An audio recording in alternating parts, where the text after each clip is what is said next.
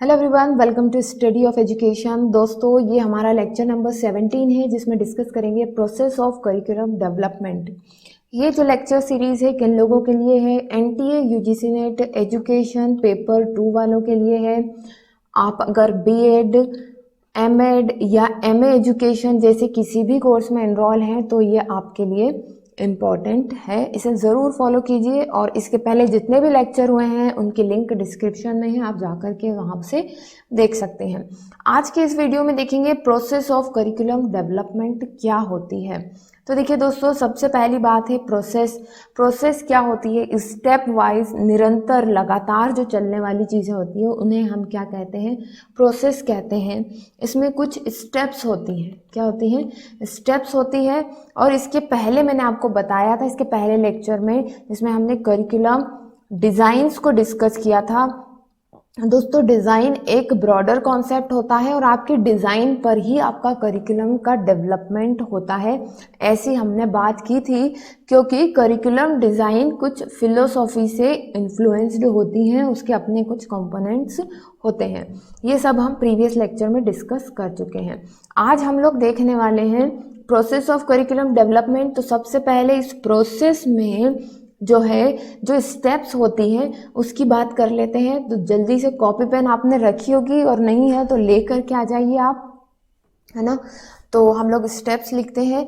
सबसे पहली स्टेप्स क्या होगी, इनको बाद में डिटेल में डिस्कस करेंगे। सबसे पहले लिखिए assessment of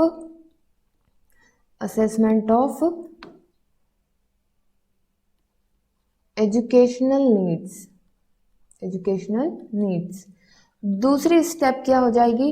formulation of objectives. Third हो जाएगा सिलेक्शन ऑफ कंटेंट। ठीक है। फोर्थ हो जाएगा ऑर्गेनाइजेशन ऑफ कंटेंट।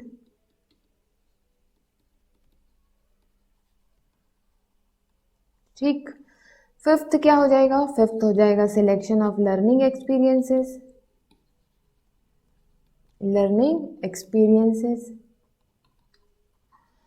और सिक्स्थ और लास्ट क्या होगा? Evaluation of curriculum. ठीक है। अब सबसे पहली बात हम ये कर लें कि भाई इस चीज़ की ज़रूरत क्या है, प्रोसेस के फॉर्म में करिकुलम डेवलपमेंट को पढ़ने की ज़रूरत क्या है। तो हमने पहले भी बात की है कि अगर आपको अपने करिकुलम को क्या बनाना है, पहली चीज़ है डायनेमिक बनाना है ना, समय के साथ चलने वाला, निरंतर, जिसमें बदलाव हो सके, और इफ़ेक्टिव बनाना है। मतलब कि जिन ऑब्जेक्टिव्स को लेकर के आपने जो करिकुलम बनाया था वो ऑब्जेक्टिव पूरे हो रहे हैं तो आपका करिकुलम क्या कहलाएगा? इफेक्टिव कहलाएगा। अपने करिकुलम को डायनेमिक और इफेक्टिव बनाने के लिए हमें करिकुलम डेवलपमेंट को एक प्रोसेस के फॉर्म में पढ़ना पड़ता है। यहाँ पर आप देख भी पा रहे हैं इवेल्युएशन हो रहा है। अब जब भी हम किसी भी चीज़ का इवेल्युएशन करते हैं और उसमें कोई चेंजेस की ज़रूरत पड़ती है तो हम क्या करते हैं? फिर से चेंज करते हैं, और यही क्या कहलाता है? डायनेमिक कहलाता है। निरंतर बदलाव, ज़रूरत के अकॉर्डिंग बदलाव हो रहा हो जहाँ पर। ठीक। अब चलिए देखते हैं स्टेप बाय स्टेप, हर एक स्टेप को देख लेते हैं। सबसे पहली स्टेप जो होने वाली है हमारी वो है असेसमेंट ऑफ एजुकेशनल नीड्स।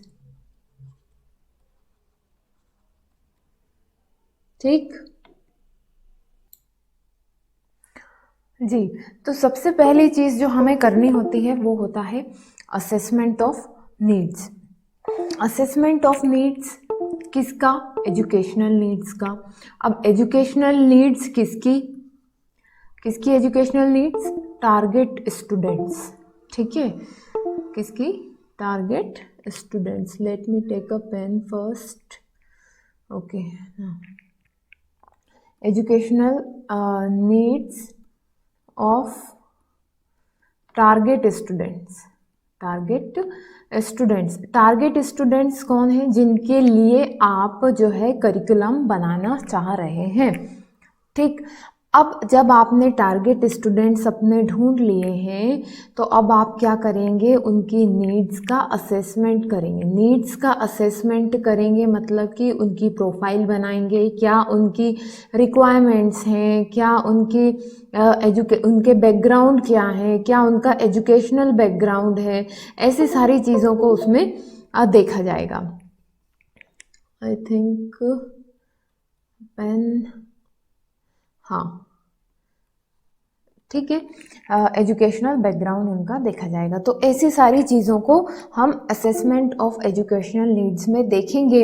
इसको और स्पेसिफिक अगर हम ले करके जाएं, मतलब कि हम स्टूडेंट्स की एक प्रोफाइल बना रहे हैं। क्या बना रहे हैं? एक प्रोफाइल बना रहे हैं टारगेट स्टूडेंट्स की।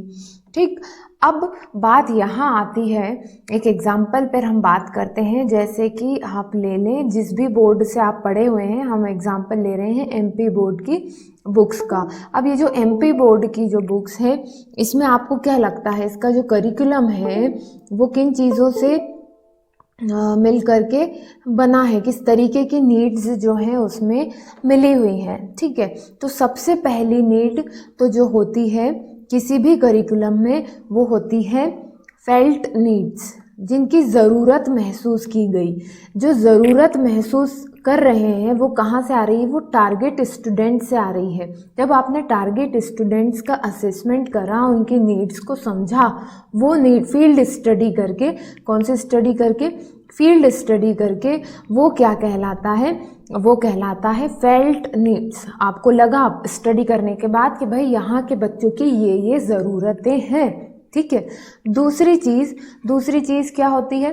दूसरी चीज़ होती है ऑब्जर्व्ड नीड्स। ऑब्जर्व्ड नीड्स, ये नीड्स कौन सी नीड्स हैं? जैसे कि अलग अलग कमीशंस होते हैं, हमारे एजुकेशन कमीशंस हैं, अलग अलग गवर्नमेंट रिपोर्ट्स बनाई जाती है, वहाँ पर वो पूरे इंडिया को ऑब्जर्व करते हैं, अपने जो है रिकमेंडेशन देते हैं कि भाई ये चीज़ें एजुकेशन सिस्टम में आपको शामिल करनी चाहिए। तो वो सारी क्या है? वो ऑब्जर्व्ड नीड्स हैं। ठीक है, तो किसी भी बुक को आप उठा करके देखें, किसी भी स्टेट की हो, वहाँ पर आपको इन दोनों का कॉम्बिनेशन मिलेगा। मतलब कि जिस एरिया में वो बुक्स पढ़ाई जा रही हैं या जिस पर्टिकुलर फील्ड के स्टूडेंट्स को वो पढ़ाई जा रही है, उनकी सबसे पहली फील्ड नीड्स भी होती हैं उसमें, और जो अलग अलग कमीशंस जो ऑब्जर्वेशन करके जो नीड्स निकालती हैं वो भी इसमें शामिल होती हैं। मतलब क्या हुआ? ये जो ऑब्जर्व नीड है ये आप कहाँ से लेकर के आ रहे हैं? जब आप किसी प्री बिल्ड डॉक्यूमेंट से अगर आप कुछ रेफरेंस लेते हैं तो वो डॉक्यूमेंट आपके लिए क्या है? वो है आपके लिए सेकेंडरी सोर्स। सेकेंडरी सोर्स, ये आप जानते होंगे, हमें सेम चीज़ जो है रिसर्च में भी पढ़ी होती है, primary sources and secondary sources. ठीक है, तो असेसमेंट ऑफ एजुकेशनल नीड जब किया जाता है तो नेक्स्ट पेज पर मैं इसको लेती हूँ। नीड्स कैसी होती हैं? नीड्स कैसी होती है? सबसे पहली होती है आपकी, यहाँ लिखती हूँ मैं, सबसे पहली होती है आपकी फेल्ट नीड्स। ठीक है, जिनकी ज़रूरत महसूस की गई through field study. Field study करके किस पर? आपके टारगेट ग्रुप पर। ठीक है, और दूसरी जो है आपकी ऑब्जर्व्ड नीड्स होती हैं, जो कहाँ से आती हैं? आपके सेकेंडरी सोर्सेज से आती हैं। समझ गए आप इस बात को? ठीक है, और इन दोनों में से आप फिर चुनते हैं कि भाई प्राइमरी लेवल पर हमें क्या रखना है। हमारी प्राइमरी लिस्ट तैयार होती है कि भाई दोनों चीज़ों को जब हम ऑब्जर्व कर रहे हैं, दोनों नीड्स को देख रहे हैं, तो उनमें सबसे ऊपर हम किन नीड्स को रखते हैं? तो वो होती हैं आपकी रियल नीड्स। क्लियर है इतना? अब ये जो रियल नीड्स है, यहीं से आपका सेकेंड स्टेप स्टार्ट होता है, that is the formation of educational objectives. ठीक, क्लियर इतना? चलिए, तो फिर नेक्स्ट पेज पर देखते हैं इसको। सेकेंड स्टेप देखेंगे, फॉर्मुलेशन ऑफ एजुकेशनल ऑब्जेक्टिव्स। लिखिएगा, फॉर्मुलेशन ऑफ एजुकेशनल ऑब्जेक्टिव्स। ठीक है। फॉर्मुलेशन ऑफ एजुकेशनल ऑब्जेक्टिव्स में अब आपको ये बात तो समझ में आ गई होगी कि जो नीड्स होती हैं, needs finally turn into the AIIMS. ठीक है, एम्स ना कह करके हम यहाँ कह ले गोल्स, गोल्स है ना, और गोल्स को फिर जो है ऑब्जेक्टिव्स में बदला जाता है, और ऑब्जेक्टिव्स पर ही जो है फिर हम content selection, content organization, experience selection और बाकी चीज़ें करते हैं। ठीक है, तो सबसे पहली चीज़ है नीड पता करना। भाई स्टूडेंट की नीड क्या है, समय की क्या मांग है, क्या दरकार है। उसके बाद जो है आप गोल्स, आपके ब्रॉड गोल्स बनते हैं, देन ऑब्जेक्टिव्स बनते हैं। जो बीएड वाले हैं वो गोल्स और ऑब्जेक्टिव्स में डिफरेंस अच्छे से समझते होंगे। नहीं समझते तो आप कमेंट सेक्शन में मुझे लिख के बताइएगा, मैं इसके ऊपर एक अलग से लेक्चर आपको दूंगी। हाल फिलहाल ये बता सकती हूँ कि गोल्स जो होते हैं वो जनरल होते हैं, और ऑब्जेक्टिव्स जो होते हैं वो बहुत ही ज़्यादा स्पेसिफिक होते हैं। ठीक, अब आगे की तरफ बढ़ते हैं। जब आप ऑब्जेक्टिव्स बना रहे हैं किसी भी करिकुलम के लिए, तब आपको कुछ चीज़ों का ध्यान रखना है ना। मतलब कि अब हम देख रहे हैं criterias of formation of educational objectives. ठीक, क्या क्राइटेरियाज है, किन क्राइटेरिया पर, भाई आपको नीड पता है, आपने ऑब्जेक्टिव्स बनाना है अब, पर किन किन चीज़ों का ध्यान रखना है उसके दौरान, क्या क्या क्राइटेरिया रखना चाहिए एक ऑब्जेक्टिव बनाते हुए, क्या क्या कंसर्न होने चाहिए आपके ऑब्जेक्टिव बनाते हुए, क्या ये सब आपको ध्यान रखना है। वो पॉइंट टू पॉइंट चीज़ें हम लोग यहाँ पर डिस्कस करेंगे। सबसे पहले जो है वो होना चाहिए आपका एप्रोप्रिएटनेस।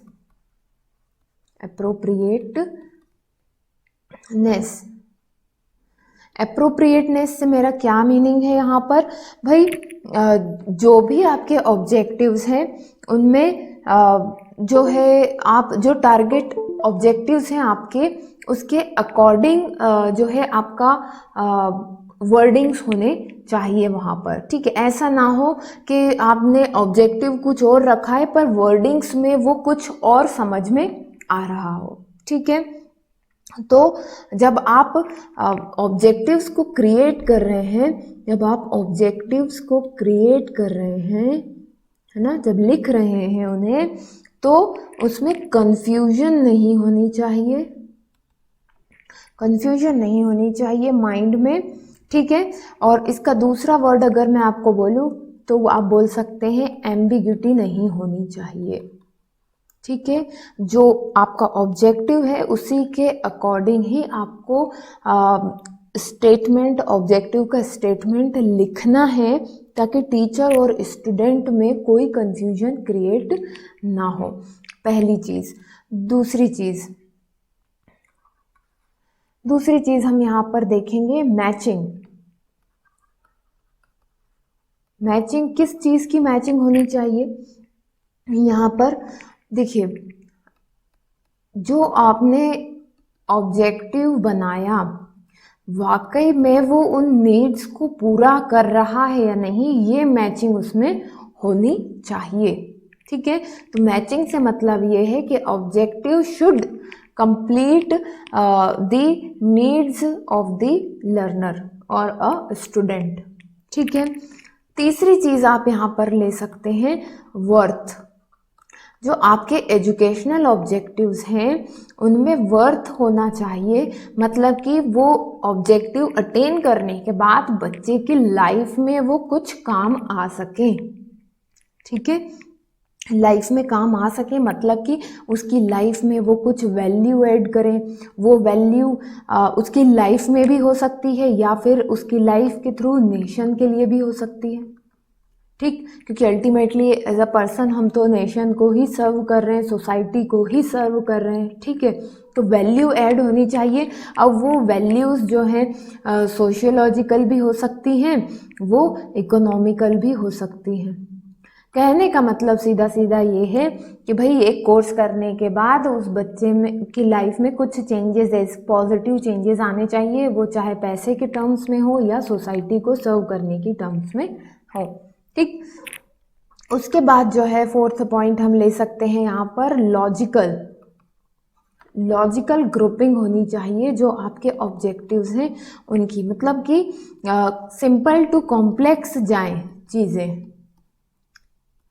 ठीक है, ठीक। यहाँ पर आप कह सकते हैं that objective should be grouped according to some common ideas. ठीक है, कॉमन आइडियाज को फॉलो करें, जैसे कि जो अपने सारी टर्म्स होती हैं, डोमेन्स, 2 डोमेन्स होते हैं, 3 डोमेन्स होते हैं सॉरी हमारे, है ना। कॉग्निटिव हो गया और आपका कौन सा हो गया, साइकोमोटर हो गया एंड अफेक्टिव डोमेन हो गया आपका। ठीक है, इनको फॉलो करते हुए हो। ठीक, फिर जो है इस तरीके से आपके ऑब्जेक्टिव्स लॉजिकली ग्रुप्ड हो दैट ये जो है करिकुलम के मीनिंग को इंक्रीज कर दे। मीनिंग ऑफ करिकुलम इस तरीके से लिखें, meaning of curriculum should be increased. क्या पढ़ाना चाह रहे थे आप, उसमें लगातार आप आगे बढ़ते चले, है ना। जैसे कि मैं हर बार एग्जांपल देती हूँ आपको, पहले 1 2 3, फिर प्लस, फिर प्लस माइनस, फिर मल्टीप्लाई डिवाइड, इस तरीके से। ठीक है, तो ये लॉजिकल ग्रुपिंग हो गई ऑब्जेक्टिव्स की। ठीक, उसके बाद बात आती है यहाँ पर फिर अब हम चलते हैं थर्ड पॉइंट के ऊपर। ठीक है, मेजर चीज़ें इसकी हो गई। ठीक, थर्ड पॉइंट क्या हो जाएगा, क्राइटेरिया ऑफ, मतलब कि थर्ड स्टेप की बात करें हम, क्राइटेरिया फॉर कंटेंट सिलेक्शन। ठीक है, कंटेंट सिलेक्शन। अब क्राइटेरिया फॉर कंटेंट सिलेक्शन, किन किन चीज़ों को, कंटेंट को सिलेक्ट करते हुए आपको ध्यान में रखना है। अब ये कंटेंट क्या है, जब मैंने करिकुलम डिज़ाइन बताया था तब भी इस बारे में बात हुई थी।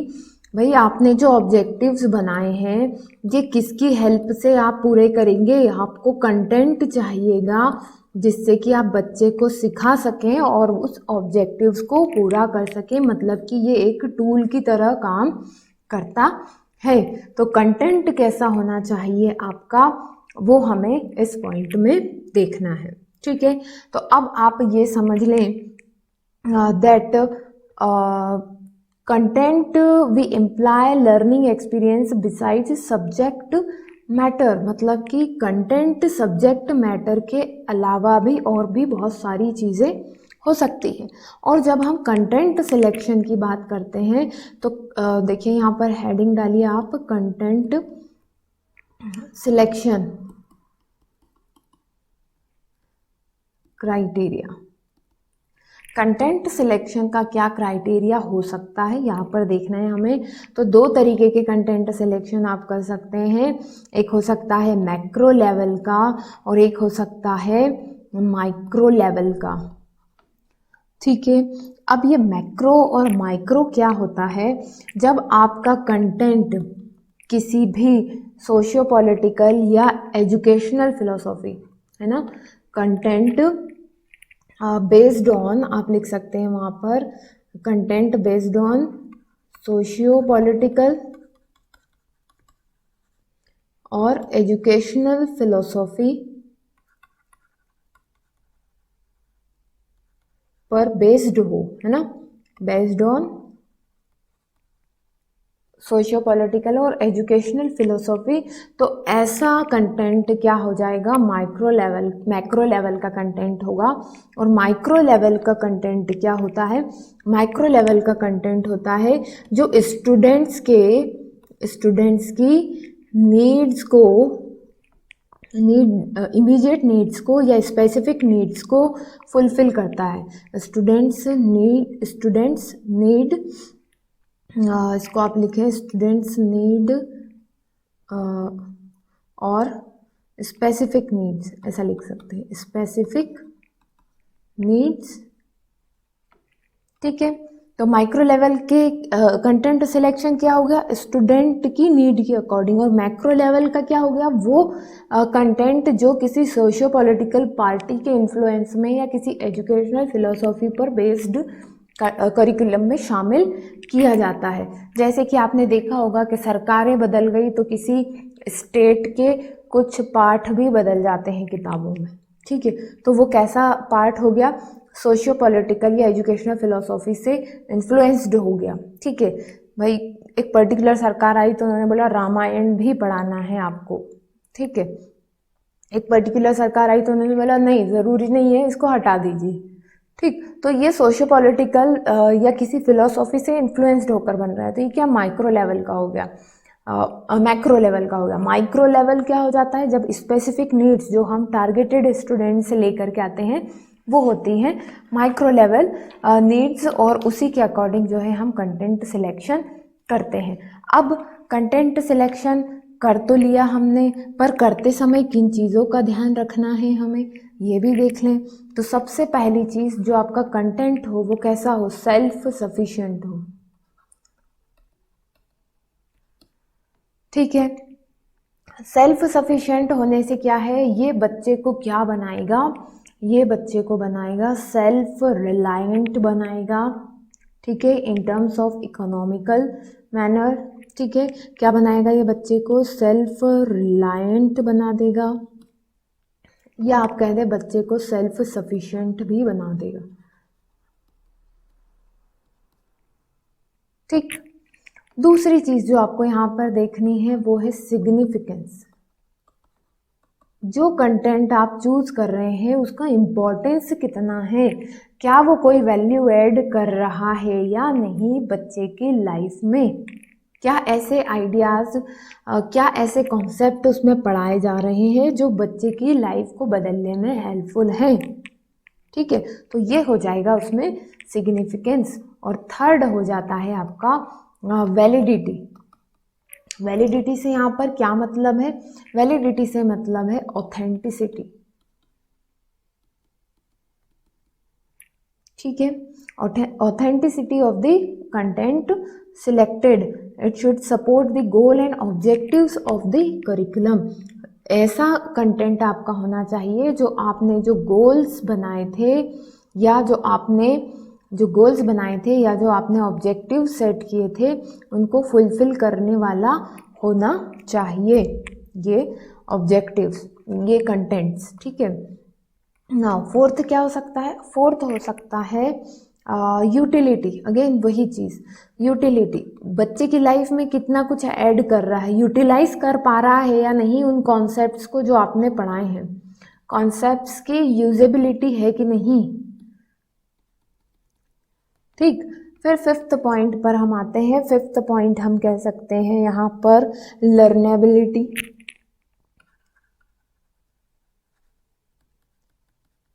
ठीक है, लर्नेबिलिटी से यहाँ पर क्या मतलब है मेरा, it relates with the optimal placement, appropriate organization and sequencing of the content. आप जो पढ़ा रहे हैं, जो कंटेंट है आपके सामने, वो आपने अप्रोप्रिएटली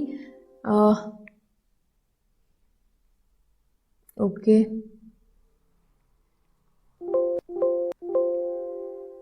ठीक है, ठीक, तो जल्दी से इसको ख़त्म करते हैं, आई थिंक बैटरी जा रही है नाउ। तो लर्नेबिलिटी मतलब कि वो अप्रोप्रिएटली आपने उसको ऑर्गेनाइज किया है या नहीं। ठीक है, और सीक्वेंसिंग ऑफ द कंटेंट हुई है कि नहीं। ठीक, तो ऐसा करते हैं कि आज हम यहीं तक पढ़ते हैं, 3 स्टेप्स तक। 3 स्टेप्स हम जो है नेक्स्ट क्लास में लेते हैं, और ये कंटेंट आपका जो है करिकुलम डेवलपमेंट पूरी तरीके से कंप्लीट सेकंड वीडियो में हो जाएगा। 3 स्टेप्स हम उसमें देखेंगे, उसके बाद हम देखेंगे क्या, करिकुलम मॉडल्स। चलिए तो फिर ख़त्म करते हैं, मिलते हैं नेक्स्ट क्लास में, तब तक के लिए best of luck and bye.